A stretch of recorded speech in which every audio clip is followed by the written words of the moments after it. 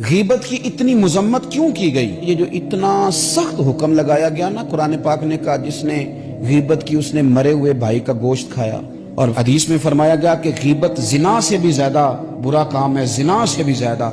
ये क्यों कहा गया?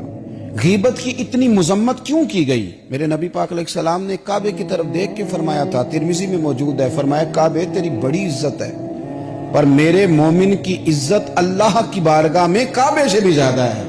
जिसकी इतनी ज्यादा इज्जत थी, जिसका इतना ज्यादा इकराम था, रब की नजर में इतनी इज्जत थी, उसकी तुमने ऐबजोई शुरू कर दी, तुमने बैठकर उसकी गीबतें की, तुमने उसके बारे में बड़े बड़े गलत फिक्रे बोले, दूसरों को भी दावत दी। तुम्हारा ज़हन तो उसके बारे में खराब था ही, बहुत सारे लोगों का ज़हन खराब कर दिया उसके बारे में, जिसकी इज्जत रब करीम की नजर में काबे से भी ज्यादा है। और हुजूर की नजर में क्या इज्जत है? मेरे करीम महबूब ने फरमाया जिसने मेरे मोमिन को तकलीफ दी उसने मुझे तकलीफ